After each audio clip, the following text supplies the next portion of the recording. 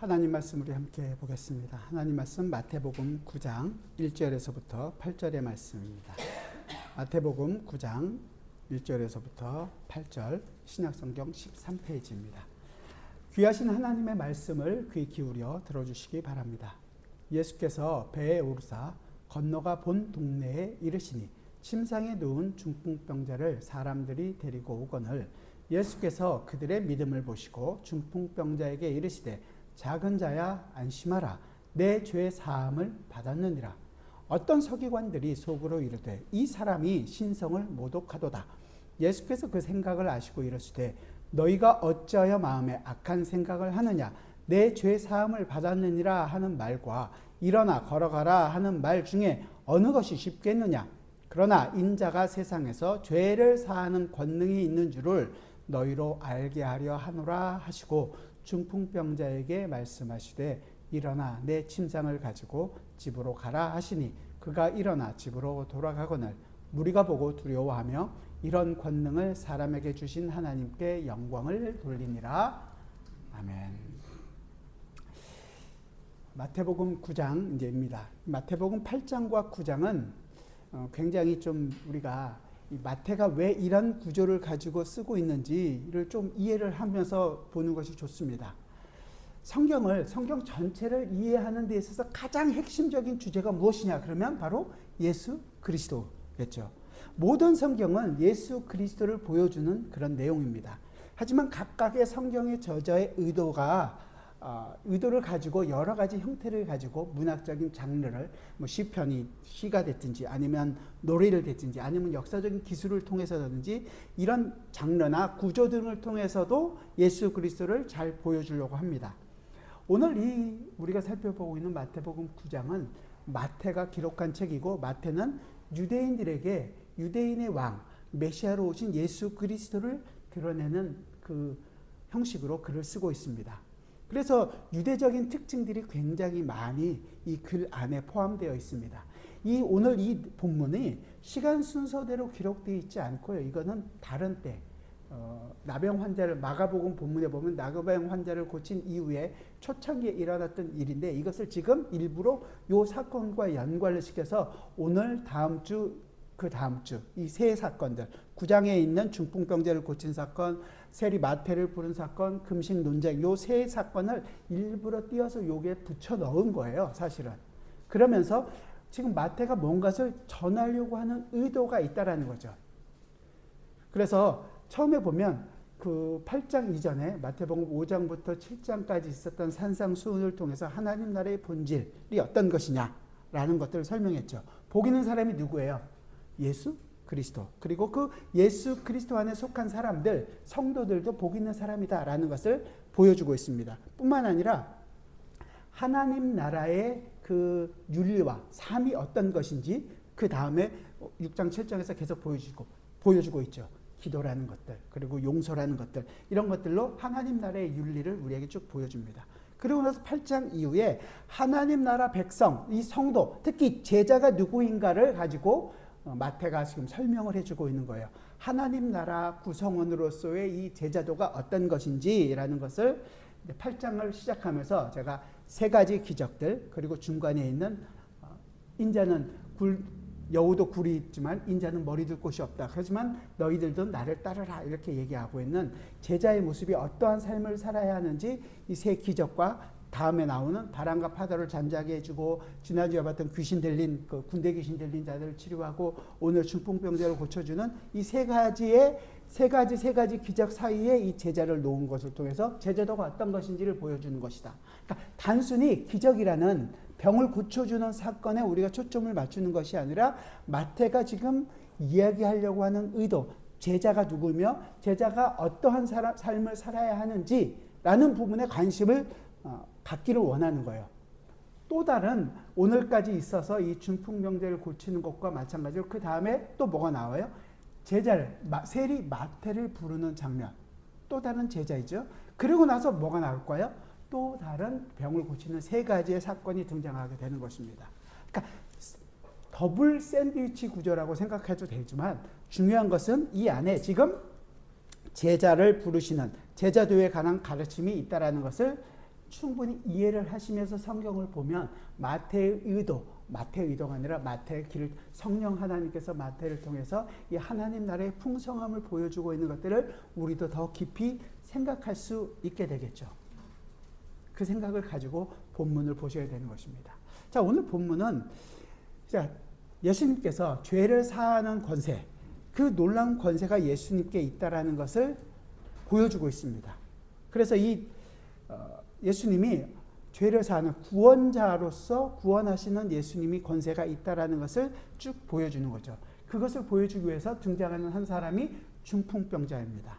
중풍병자는 우리가 알 수 있는 것처럼 몸을 움직일 수 없는 사람입니다. 이 얘기는 자기 스스로는 하나님께 갈 수 있는 사람이 아니라는 것입니다. 마치 요한복음 5장에 보면 베데스다 연못가에서 물이 동하면 딱 들어가기를 원하는 38년 된 병자가 있었잖아요.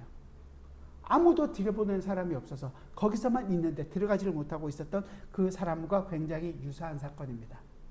사실 오늘 본문의 실질적인 결론은 다음 주와 그 다음 주 계속 이어집니다. 왜냐하면 그 다음 주 본문에서 두 가지가 오늘 본문과 다음 주에 있는 그 세리 마태를 부르는 본문은 굉장히 연관되어 있습니다. 9장 뒤에 가서 12절에 보면 9장 12절에 읽지는 않았지만 나중에 보면 건강한 자에게는 의사가 쓸데없고 병든 자에게야 쓸데있다. 그래서 예수님께서는 의인을 부르러 온 것이 아니라 죄인을 부르러 왔다. 이 죄인의 모습으로 지금 이 중풍병자를 이야기해 주고 있는 것입니다. 이 두 사건은 배경도 사건 현장도 굉장히 대조를 이루고 있어요. 자, 보시면 중풍병자는 지금 예수님이 계신 집 밖에 있어요. 예수님 집 안에 계시죠. 그 집 안에 있는 예수님께로 중풍병자가 들어오게 됩니다. 반대로 마태는 어때요?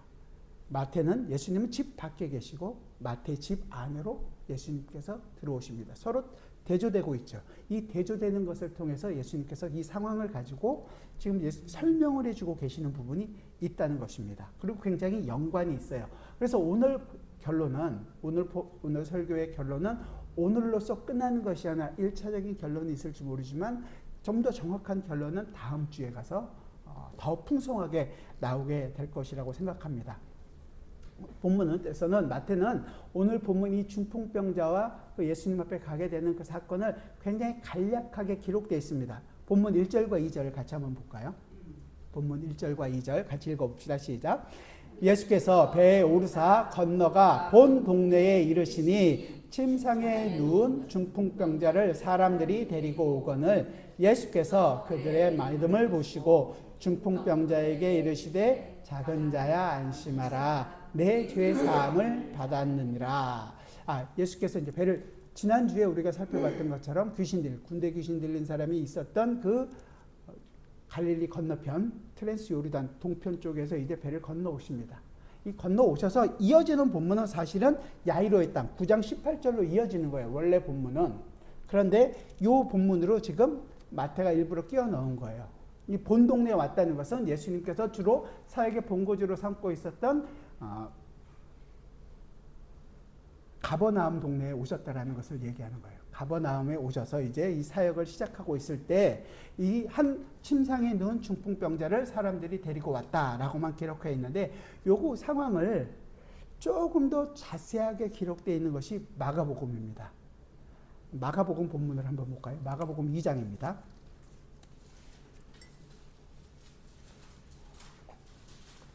오늘 이제 주보를 딱 껴놓고 마가복음 2장에 보면 물론 누가복음 5장에도 똑같이 기록되어 있는 내용이긴 하지만 마가복음 2장에 보면 3절과 4절에서 이렇게 있습니다. 사람들이 한 중풍병자를 네 사람에게 메워 가지고 예수께로 올세 무리들 때문에 예수께 데려갈 수 없으므로 그 계신 곳에 지붕을 뜯어 구멍을 내고 중풍병자가 누운 상을 달아 내리니 이렇게 기록되어 있죠. 그러니까 중풍병자 혼자서는 예수님께 내려올 수 없었습니다. 다 올 수도 없었습니다. 그리고 이 친구들인지 주변 사람인지 모르겠지만 도움을 받아서 예수님께 왔습니다. 그럼에도 불구하고 또 다른 제약이 있었습니다. 수많은 사람들 때문에 예수님 앞에 데려갈 수 없었습니다. 그래서 이 친구들은 예수님이 계신 곳에 데려가기 위해서 지붕 위로 올라가서 지붕을 뜯고 그 중풍병자를 누운 침상을 달아서 내렸다고 기록하고 있죠. 그리고 5절에서 2장 5절에서 이렇게 얘기합니다. 예수께서 그들의 믿음을 보시고 중풍병자에게 이르시되 작은 자야 내 죄 사함을 받았느니라. 오늘 본문과 똑같죠. 이렇게 그들의 믿음을 보셨다라고 기록하고 있습니다.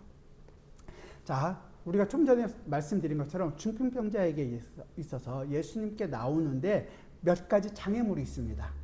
먼저 이 사람은 스스로 움직일 수 없는 사람이었어요. 이 세상에는 예수님께 나옴에 있어서 스스로 나올 수 없는 사람들이 참 많이 있습니다. 누구도 예수님께 스스로 나올 수 있는 사람은 아무도 없습니다. 나는 그냥 예수님께 나왔는데 그 마음에 성령 하나님께서 물론 임하셨기 때문에 나올 수 있었던 것이, 우리가 볼 때 이 세상을 살아갈 때 사도 바울이 얘기하잖아요. 에베소서에서 우리 현 상태를 어떻다고요? 허물과 죄로 죽었던 상태라고 얘기하잖아요. 죽은 사람이 어떻게 예수님께 올 수 있겠어요? 그 마음에 예수님께서 마음을 허락하셨다는 거죠. 우리가 나와 보니까 내가 죽어 있었구나라는 것을 알게 되는 거예요. 그 구원을 얻은 이후에. 육신적으로는 건강하고 아무런 문제가 없어 보이는 사람이라도 영적으로는 전혀 죽어 있어서 그 영적인 거에 대해서는 관심이 없고 예수님께 대해서는 아무런 관심이 없는 사람들이 많이 있습니다. 조금의 관심이라도 있으면 한번 알아볼까 이런 생각이 있을지 모르겠는데 잠깐 있다가 다 스물스물 없어져 버리는 거죠. 근데 이 중풍병자가 예수님께 나올 수 있었던 것도 어떻게 보면 주변 사람들이 도움을 줘서 가능한 거죠. 어떻게 보면 우리에게 있어서 이 부분은 참 많은 생각을 하게 합니다. 우리가 먼저 믿었던 사람들이 복음이 얼마나 좋고 복음이 얼마나 값진 것이고 얼마나 소중한 것인지 믿지 않는 사람들에게 복음을 전해야 되는 것은 우리에게 어쩌면 당연한 소명입니다. 그 일을 위해서 우리가 먼저 지금 부름을 받았고 그 일을 하는 것이 마땅합니다. 그 일을 하도록 한 거죠. 또 하나의 장애물이 있었습니다. 그래서 예수님 앞에 왔습니다. 그랬더니 집안 안에 있는 예수님께 들어갈 수가 없었고, 왜냐하면 많은 사람이 가로막고 있었기 때문입니다. 그 사람들이 했던 행동이 뭐냐면 마가복음에서 아까 제가 읽어드린 것처럼 그들은 지붕 위로 올라갑니다. 그리고 이 중풍병자를 지붕을 뜯어서 거기서 위에서부터 내렸다라고 이렇게 얘기합니다. 어떻게 보면 그들에게는 지붕도 무엇도 아무것도 없이 이 중풍병자를 예수님 앞에 데려놓는 것이 그들에게서는 가장 중요한 일이라고 생각할지 모르겠습니다. 그래서 그들은 그가 할 수 있는 최선을 다해서 그 일을 했습니다. 우리도 어떻게 보면 우리가 할 수 있는 최선을 다해서 복음을 전하는 일을 하는 것이 마땅합니다. 우리만 믿고 우리가 믿었으니까 나는 괜찮다. 성령 하나님께서 이 일을 하실 것이니까 나는 그냥 뭐 성령 하나님이 하시는 데까지 가만히 있겠다. 이것이 아니라 사실은 우리가 복음을 전하는 일에 있어서 정말로 최선을 다해야 하는 것은 이 노력을 통해서 하나님께서 일하시기 때문입니다. 그러니까 우리가 했기 때문에 하나님께서 그들에게 복음을 전하는 것이 아니라 우리가 그 하나님이 하시는 일이라는 것을 우리가 이 복음을 전하는 일을 통해서 우리가 알게 되는 것입니다. 그리고 또한 그 하늘의 복을 우리가 누릴 수 있는 자라는 것을 그 일을 통해서 우리가 경험하게 되는 것이고, 그것 때문에 우리 안에 있는 그 복음으로 인하여 우리 스스로가 기뻐하고 하나님께서 우리에게 은혜를 주심을 더욱더 감사할 수밖에 없게 되는 거죠. 더 나가면 어느 누구도 하나님 앞에 혼자 스스로 나갈 수 있는 사람이 우리 자신도 그런 사람이었다라는 것을 알게 되는 것입니다.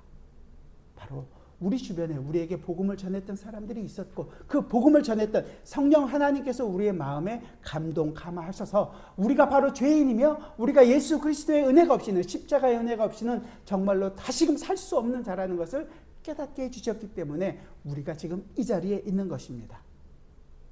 우리가 이 중풍병자와 조금도 다르지 않은 사람이었고, 그래서 주님 앞에 나올 수 있게 되었다는 것이죠. 그런데 주님께서 그 사실에 대해서 아주 재밌게 얘기하시잖아요. 2절에서 뭐라고 얘기하시냐면 예수께서 그들의 무엇을 보셨다고요? 믿음을 보셨다고 얘기해요. 믿음을 보신 게 뭘까요? 그들이 지붕을 뜯어내고 그들이 한 행동은 이 중풍병자를 데리고 와서 지붕을 뜯어내고 위에서부터 그를 내린 행동뿐이었습니다. 근데 그것이 믿음의 행동이라고 얘기하는 거예요, 지금. 그리고 더 나가서는 그 중풍병자에게 얘기하시는 거죠. 작은 자야 안심하라, 내 죄 사함을 받았느니라. 죄 사함을 받았다라고 이야기하시는 것을 통해서 예수님께서 자신이 어떠한 권세를 가지고 계시는지를 거기 있는 사람들에게 알려주시겠다고 얘기하는 거예요. 그 안에서 죄사함을 받은 사람은 누굴까요? 그 많은 사람들이 예수님 앞에 있었습니다. 들어갈 수도 없었던 사람들이 수많은 사람이 있었는데 죄사함의 은혜를 받은 사람은 이 중풍병자 한 명이었습니다. 나중에 좀 이따가 다시 설명을 드리겠지만, 자, 우리가 먼저 생각해 봐야 될 것은 지금 우리가 계속해서 기적이라는 일들이 계속 일어나고 있잖아요. 이 기적이라는 것들이 그러면 왜 이런 것들을 기록하고 있을까요? 예수님께서는 왜 기적이라는 것들을 사람들에게 보이셨을까요? 왔으니까요? 환자가 있으니까? 이 기적을 것을 통해서 사람들을 많이 모으고 하나님 나라를 내가 증거하기 위해서 사람들을 많이 모으기 위해서 기적이라는 방법을 동원했을까요? 마치 옛날에 떠돌이 약장사들이 약을 팔기 위해서 뭐예요? 차력 쇼도 하고 뭐 짐승들 갖고 동물들 쇼도 하고 그러잖아요. 결국은 뭐하게? 약 팔기 위해서 그걸 하잖아요. 그런 것처럼 예수님께서 하나님 나라를 전하기 위해서 많은 사람들을 모으기 위해서 기적들을 베풀었을까요? 그리고 사람들이 그 예수님께서 행하시는 기적을 보고 예수님 앞에 많이 모였을까요? 예수님은 그럴 의도가 전혀 없으셨습니다. 예수님의 사역에 병 고치는 일들이 많이 있지만 사실은 예수님께서는 병을 고치는 일에 관심을 두지 않으셨어요. 초자연적인 것들이 목적이고 그것들이 정말로 목적이라면 오늘날도 그런 일들이 많이 있어야 되겠죠. 그것을 통해서 하나님 나라를 증거할 수 있으니까. 하지만 우리 주변에 그런 일들이 있나요? 마치 그런 일처럼 보이도록 만드는 쇼를 하는 행위들은 많이 있죠. 하지만 진짜는 아니란 말이죠. 우리가 열심히 기도하고 열심히 했지만 정말로 우리 곁을 떠나던 수많은 우리의 성도들이 있는 것을 우리는 보게 됩니다. 이런 것을 볼 때 우리는 한 가지 사실을 알게 됩니다. 병고침이나 이 기적이 사실은 주된 목적이나 예수님의 주된 관심은 아니었다는 것입니다. 예수님의 목적은 하나죠. 하나님의 나라를 보여주는 것이었습니다. 하나님 나라에는 병이 없고 죽음이 없고 죄가 없고 고통이나 근심이나 슬픔이 없다라는 것을 보여주시기 위하여 이 일을 하는 것입니다. 나중에 하나님의 나라가 완성됐을 때 이것을 얘기하는데 계시록 21장에 보면 내가 들으니 보좌에서 큰 음성이 나서 이르되 보라 하나님의 장막이 사람들과 함께 있음에 하나님이 그들과 함께 계시리니 그들은 하나님의 백성이 되고 하나님은 친히 그들과 함께 계셔서 이제 하나님의 나라가 임하셨다라는 걸 보여줍니다. 모든 눈물을 그 눈에서 닦아주시. 눈물이 없어요. 다시는 사망이 없고 사망도 없습니다. 애통하는 것이나 곡하는 것이 없습니다. 슬퍼하는 것이 없습니다. 아픈 것이 다시 있지 아니하리니 아픈 것도 없습니다. 처음 것이 다 지나갔습니다. 이래서 부정적인 것들로 없는 것들을 우리에게 쭉 설명합니다. 하지만 계시록에는 없는 것만 있는 것이 아니라 더 풍성한 것, 있는 것이 있잖아요. 뭘까요? 그게 이제 다음 주에 나올 내용이지만 물론 스포일러로 얘기하면 우리는 하나님이 차려주신 그 식탁에 앉아서 하나님과 기쁨의 교제를 나누는 식탁의 교제를 나누는 자리에 있게 된다는 것입니다. 그 내용을 이제 다음 주에 우리가 미리 너무 많은 스포일러를 보여드리지만 있다는 것입니다. 그래서 하나님의 나라를 계속해서 이 땅에서 어떻게 이루어지는지를 계속 보여주는 거죠. 처음 창조 때 에덴 동산을 통해서 실패함에도 불구하고 이스라엘을 한 민족을 통해서 아브라함을 통해서 그 민족을 이루게 하시고 그 민족들이 실질적으로 보여주는 것은 출애굽 과정에서 성막을 통해서 하나님의 나라가 그들과 함께하고 있다는 것을 보여줍니다. 눈에 보여주는 것으로 설명해 주시는 거예요. 그게 원본은 아니죠. 카피예요. 모형으로 보여주시는 거죠. 이제 이스라엘 가나안 땅에 들어가서는 성전으로 보여주시고 있습니다. 이것을 모형이라고 해서 타이포라고 얘기하고 그러면 원형이 있는 거 아니에요. 그 원형을 안티타입이라고 얘기하는데 그 안티타입은 안티라고 해서 반대된다는 것이 아니라 원형이라는 의미예요. 원형이 왔는데 그 원형, 실체가 뭐예요? 바로 예수 그리스도시죠. 그래서 이 예수 그리스도가 이제 구약에서는 모형으로 보여졌던 그 모든 것들이 예수 그리스도 그 실체가 이 땅에 오심으로 말미암아 구약에 있어서의 그 모형들, 그림자들이 완성되어졌다라는 것, 이루어지게 됐다라는 것을 알게 됩니다. 그래서 하나님의 나라가 우리 안에 거하기 시작합니다. 마태복음 1장에서 얘기하는 임마누엘. 그렇죠. 근데 그 사건을 여러분들 보셨습니까? 우리가 눈으로 본 사람은 아무도 없습니다. 그 사실은 역사적으로 일어난 한 번의 사건이었습니다. 하나님의 나라가 그런데 지금도 우리 안에 이루어지고 있다는 것을 우리는 알게 됩니다.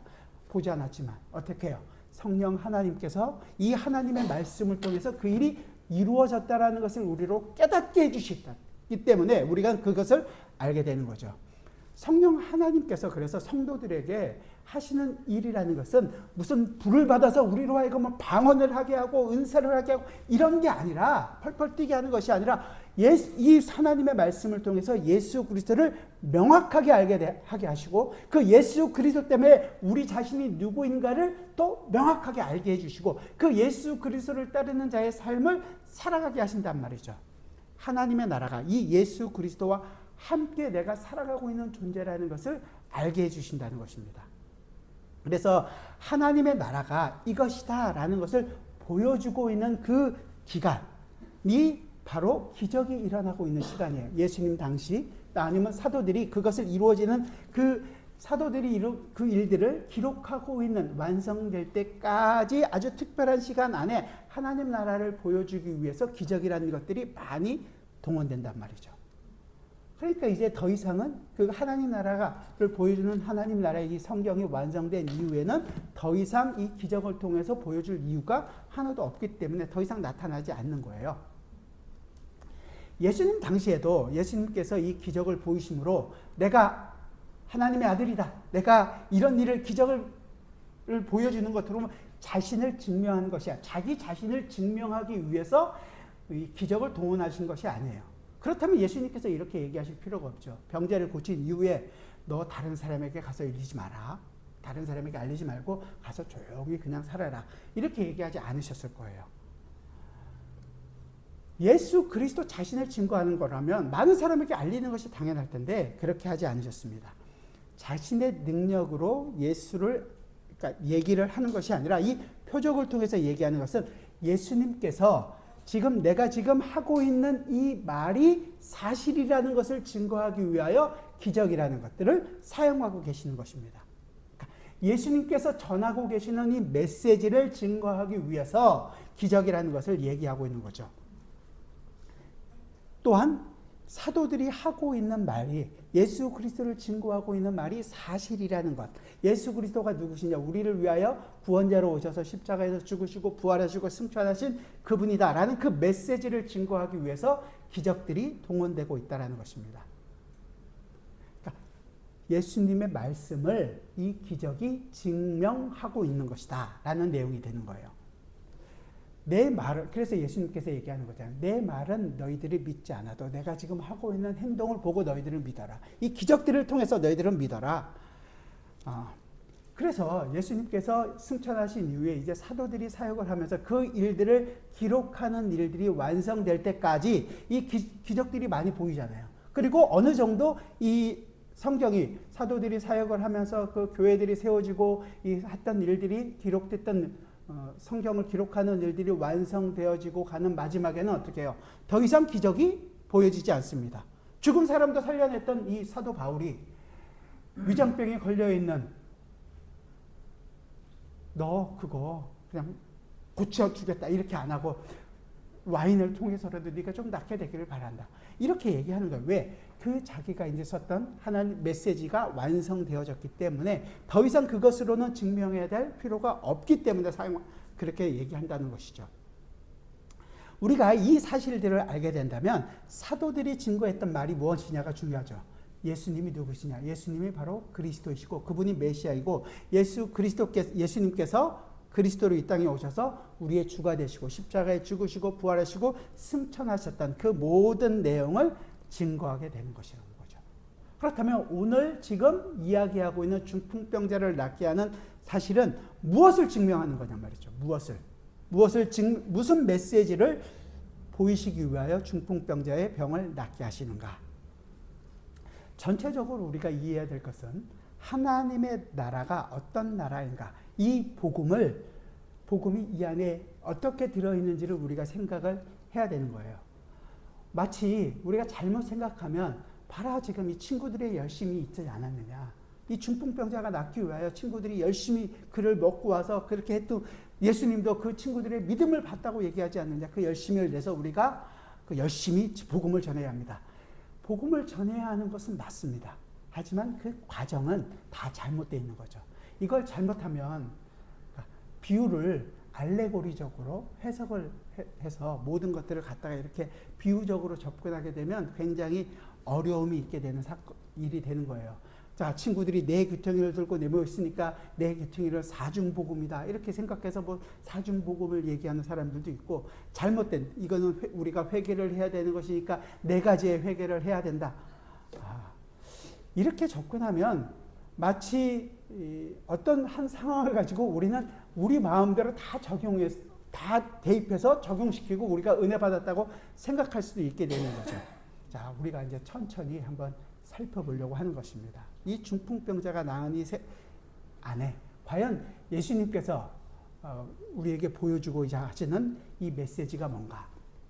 가장 중요한 키가 되는 단어는 물론 이거겠죠. 내 죄 사함을 받았느니라. 이 사건에서 가장 중요한 부분입니다. 예수님께서는 이 중풍병자의 질병의 문제라든지 어떤 고통의 문제라든지 그 이면에 있는 죄의 문제를 지금 바라보고 계십니다. 왜냐하면 이것이 우리 인간 본질의 문제이기 때문에 그렇습니다. 물론 당시 유대인들, 특히 오늘 본문에 있는 서기관들 역시 그것을 알고 있었습니다. 그리고 그 죄의 문제는 오직 한 분, 하나님만이 해결할 수 있다는 것을 그들은 알고 있었습니다. 당연하죠.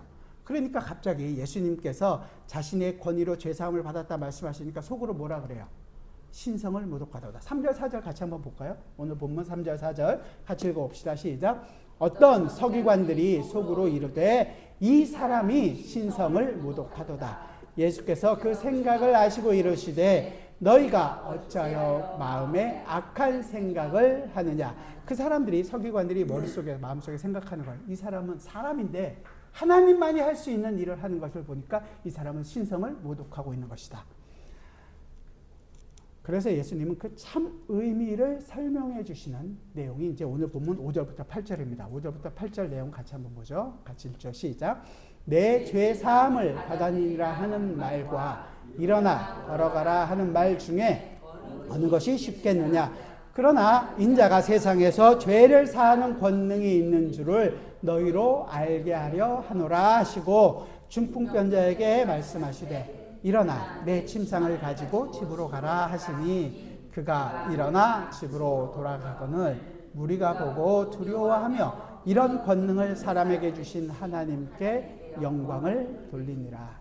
자, 인자가 세상에서 죄를 사하는 권능이 있는 줄을 거기 있는 사람에게 알게 하신다는 거죠. 예수는 지금 집 안에 계세요. 그런데 지금 그 집 안에서 죄 사함의 권능이 예수님께 있다라는 이 내용을 알고 있는 사람은 아무도 없습니다. 그곳에 중풍병자가 내려오게 됐어요.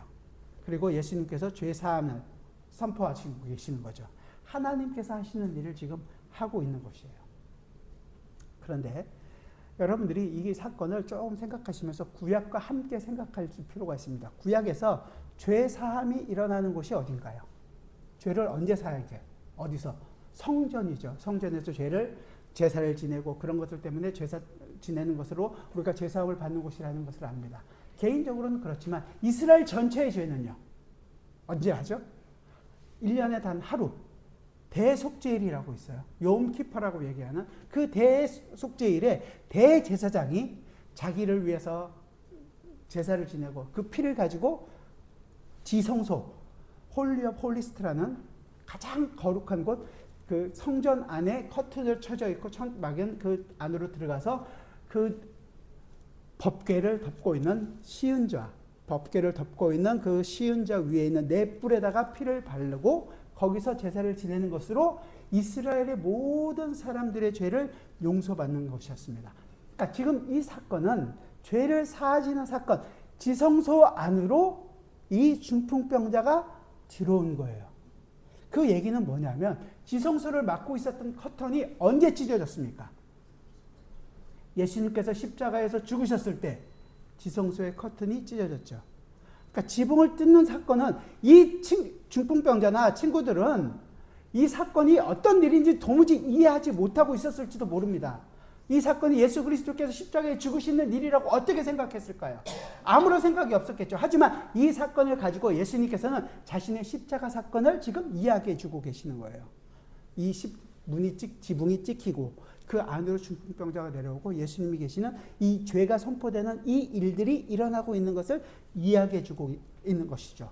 그러니까 지붕이 뚫린 것을 통해서 지성소 안으로 이 죄인이, 이 중풍병자가 안으로 들어오는 것입니다. 죄인이 안으로 들어온다는 것은 대제사장도 그 지성소 안으로 들어갈 때는 자기를 위해서 제사를 지내고 그러고 왔습니다. 혹시 그래도 죽을까 무서워서, 죽으면 그 안에 들어가면 무조건 죄 있는 사람이 들어가면 죽으니까 이 발목에다가 방울을 달아요. 왜? 혹시 죽으면 딸랑딸랑 소리가 안 나면 밖에서 끄집어내야 되니까. 그래서 줄을 묶습니다. 그래서 들어가거든요. 죽게 되면 끄집어내야 돼서. 그렇게 죄가 있는 사람은 결코 들어갈 수 없는 그 지성소 안으로 지금 중풍병자인 죄인이 들어와서 그 죄사함을 받는 사건이라는 거죠. 그래서 그 속죄소 안에서, 지성소 안에서 은혜를 경험하게 되는 사건을 이야기해주고 있는 것입니다. 왜냐하면 이 죄인이 나중에 다음 주에 우리가 살펴볼 때 예수님께서는 의인에게는 병자가 필요하지 건강한 사람 필요하지 않다. 나는 죄인을 부르러 왔지 의인을 부르러 온 것이 아니다 라고 얘기하시거든요. 이 사람이 지금 죄인으로서 죄 있는 자의 모습으로 주님 앞에 나와 있다는 것을 보여주고 있는 것입니다. 그러니까 결국은 이 중풍병자는 죄인이었습니다. 이 죄인으로서 주님 앞에 나온 것이죠. 네, 맞습니다. 나는 죄인입니다. 나는 죽어 마땅한 사람입니다. 지성소 안에 들어와서 당연히 죽어야 합니다. 여기에 대해서 예수님께서 내가 십자가에서 죽고 내 그 죄사함으로 말미암아 너를 일으켜 세우겠다라는 것을 보여주는 사건이 바로 오늘 이 중풍병자를 고치시는 사건인 것입니다. 아, 그렇구나. 이 중풍병자가 죄인이구나. 자기 힘으로는 도저히 예수님께 나갈 수 없고 나을 소망도 없고 그런 사람을 향해서 주님께서 지금 그에게 죄사함을 받았다라고 선언해 주시는 사건이구나. 그래서 중풍병자 그 사람 정말 하나님께 놀라운 은혜를 입었구나. 보세요. 이 중풍병자를 고치는 사건을 보면서 이 사람들은 그 안에 많은 사람들이 있었음에도 불구하고 죄사함의 은혜를 입은 사람은 이 사람 한 사람뿐이었습니다. 그런데 놀라운 것은 이 한 사람만 그 죄사함의 은혜를 입었나요? 그 중풍병자와 오늘 우리와 무엇이 다른가요? 우리가 이 중풍병자와 조금도 다르지 않다라는 것을 우리는 경험해야 되는 것입니다. 오늘 그렇구나. 중풍병자가 나왔구나. 중풍병자가 죄사함을 받았구나가 아니라 이 중풍병자가 죄 있는 것처럼 우리도 역시 하나님 앞에 나갈 수 없는 죄인이었구나. 그래서 우리도 그 심판 앞에 서야 되는 것이고 그 지성소 안에 들어가면 당연히 죽어야 하는 그 자리에 예수 그리스도께서 우리를 대신하여 십자가에서 죽으셨구나. 그것 때문에 내가 지금 살게 되었구나라는 것을 알아야 되는 것입니다. 여기서 조금만 더 나간다면 그렇구나. 내가 죄인이구나. 주님, 내가 죄인이 맞습니다. 죄의 무서움을 여러분들이 알게 되었다면 잘하셨습니다. 하지만 그걸로 끝나서는 안 됩니다. 그 죄 때문에 예수 그리스도께서 십자가에서 죽으셨습니다. 그리고 그 죄 때문에 우리가 아무것도 할 수 없었던 그 죄 때문에 예수님께서 십자가에서 죽으셨습니다. 우리가 하나님 나라의 그 모든 평화와 안식과 참 기쁨을 누리지 못하는 것 때문에 예수 그리스도께서 죽으셨습니다. 그러나 이제 이 예수 그리스도께서 이루신 일이 그 중풍병자에게 일어났을 때 그는 더 이상 그를 눕게 했었던 침상이 더 이상 그에게는 아무런 의미가 없었습니다. 그래서 그는 이 침상을 업고 일어나 나갈 수 있었던 거죠. 그의 인생은 어쩌면 아마 평생을 살아가면서 그 자기에게 일어난 일을 기뻐하면서 살아갔을 것입니다. 하지만 그 죄사함의 놀라움을 그는 이 땅에 살아가면서 계속 누리고 살아갔을 것이죠. 우리도 역시 마찬가지입니다. 우리도 그 예수 그리스도로 말미암아 십자가의 은혜로 말미암아 우리가 살아가고 있다는 것을 알게 되었다면 이제 우리가 누려야 하고 우리가 경험해야 되는 것들이 과연 어떤 것인지를 생각해 봐야 되는 것이죠. 우리가 저지른 죄 때문에 고민도 하고 좌절도 하고 실패도 합니다. 그러나 그냥 한번 회개했던 것으로 오늘 와서 회개기도 했잖아요. 우리 마음속에 미움과 증오의 마음이 있으니까 이런 것들을 용서해 주십시오 라고 기도했습니다. 난 기도했으니까, 회개했으니까, 용서함 받았으니까 괜찮겠다. 괜찮다고 생각하는 것이 아니라 바로 그러고 돌아서서도 또 미워하고 또 증오의 마음이 생기는 것이 우리입니다. 하지만 그런 우리임에도 불구하고 또 용서하시고 또 용서하시는 아버지 하나님이 계시기 때문에, 예수 그리스도의 십자가 은혜가 있기 때문에 우리는 또 다시 한 번 더 이 자리에 나올 수 있는 것이고, 그 은혜 때문에 살아간다는 것을 알게 되는 것입니다. 죄의 본질적인 문제를 예수 그리스도의 십자가가 다 이겼습니다. 이젠 더 이상 우리를 가로막고 있던 그 죄의 문제가 우리를 더 이상 막을 수가 없습니다. 그렇기 때문에 우리는 이제 그 죄와 싸울 수 있는 거죠. 우리는 남을 미워할 수 있는 마음을 가진 사람들이 아니라 그 미워하는 마음과 싸울 수 있는 사람들이 되었고, 이제 더 나아가면 그 싸우는 것뿐만이 아니라 더 그를 사랑하고 그를 위하여 예수 그리스도와 함께 십자가에 죽는 자리까지 나갈 수 있는 자가 되었다라는 것을 제발 좀 아시길 바랍니다. 그래서 우리 싸움은 그저 단순히 한 번으로 끝나는 것이 아니라 평생을 거쳐서 이 싸움을 싸워가는 사람들입니다. 죄사함의 은혜를 경험한 이 중풍병자, 그는 죄인이었다라는 것을 지금 이 모든 사실로 고백하고 있는 것입니다. 그가 지금 용서받았던 곳, 이 성전한 지성소라는 것은 예수님께서 그곳을 지성소가 되게 하셨기 때문입니다. 그 은혜의 자리, 지성소 안으로 그는 들어왔습니다. 예수님의 십자가의 죽으심, 그 십자가의 죽음, 그 제사의 죽음을 그는 지금 보여주고 있습니다. 예수 그리스도께서 십자가에서 죽으신 사건, 그때 성전의 커튼이 찢어진 것처럼 지금 지붕을 뜯고 주님 앞에 나왔죠. 예수님께서 죄인을 위해서, 우리를 위해서 십자가에서 죽으심으로 우리의 모든 죄를 그렇게 용서해 주셨습니다. 우리가 죽어야 할 바로 그 자리에서 주님께서는 자신이 우리의 죄가 되셔서 십자가에서 죽으셨습니다. 그렇게 우리의 죄를 다 사해 주셨습니다. 사랑하는 여러분, 여러분의 죄가 어떻게 용서함을 받았는지, 어떻게 다 씻김을 받았는지 이해가 되십니까? 오늘 봤던 이 중풍병자의 사건은 단순히 그가 병을 고치는 사건으로 그냥 고침을 받은 기적의 사건이 아닙니다.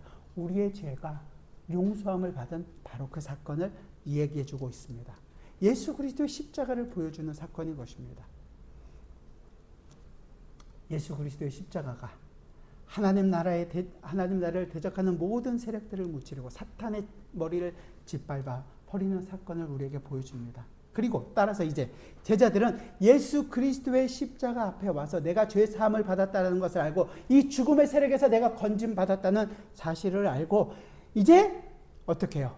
그 사실을 아는 것만으로도 기쁘고 감격스러운데 그 예수님께서는 더 그 다음 단계로 우리를 이끌어 가십니다. 그 사건을 보여주는 것이 마태를 부르시는 사건 안에 포함되어 있다는 것이죠. 더 풍성한 은혜가 우리를 기다리고 있습니다. 이번 한 주간 동안 여러분들이 생활하시면서 과연 내가 어떻게 그 죄사함에서 건짐을 받았는지, 그 죄가 얼마나 무서운지, 하나님이신 예수님께서 이 땅에 오셔서 십자가에 죽으셔야만 할 만큼 내 죄가 그렇게 무서운 것이었구나라는 것을 묵상하시기 바랍니다. 그리고 그 예수 그리스도 때문에 내가 살아가고 있다면 내가 어떻게 살아가야 하는지를 여러분 마음속에 더 많이 풍성하게 생각하시는 한 주가 되시고, 다음 주에 오셔서 이제 주님께서 우리를 위하여 어떤 일들을 준비하고 계시는지 기대하시면서 다음 주를 우리가 계속해서 이 내용들을 살펴보도록 하겠습니다. 함께 기도하겠습니다. 사랑하는 주님, 우리가 오늘 살펴본 이 중풍병자와 같이 죽은 자였습니다. 나 혼자의 힘으로는 아무것도 할 수 없었고 어떤 것도 주님 앞에 나올 수 없었던 죄인입니다. 그런 우리에게 주님께서는 찾아와 주셨고, 우리가 죽어야 할 바로 그 죄 때문에 주님께서 십자가에서 죽으시고 우리에게는 새로운 생명을 허락해 주셨습니다. 오, 주님 감사합니다. 그렇게 건짐을 받았음에도 불구하고 아직도 우리의 마음속에는 옛 본성들이 꿈틀꿈틀 살아있습니다. 그냥 나는 죄인이 맞지. 죄인이 맞으니까 어쩔 수 없지. 스스로를 위로하고 스스로를 그냥 그렇게 괜찮다고 포장하고 살아가고 있습니다. 주님, 우리를 불쌍히 여겨 주옵소서. 우리가 얼마나 죄인인지, 그 죄 때문에 주님께서 죽어야 하는 그 내용이 어떤 것인지를 우리가 아는 것으로 우리가 죄와 싸우길 원합니다. 죄에 지지 않고 예수 그리스도의 십자가 때문에 매 순간 다시 한 번 더 일어나길 원합니다. 이 길이 우리의 평생에 일어나는 동안 지치지 않고 이 길을 걸어갈 수 있도록 오늘을 허락하여 주시고, 우리와 함께 이 일을 오늘도 싸우고 계시는 그 성령 하나님께서 우리와 함께 하신다는 것 때문에 주님, 우리가 지치지 않고 우리도 이 싸움을 싸우겠습니다. 주여 도와주시고 우리 안에서 풍성한 하나님의 나라를 경험할 수 있는 저희 모두가 되게 하여 주옵소서. 예수 그리스도의 이름으로 기도드리옵나이다. 아멘.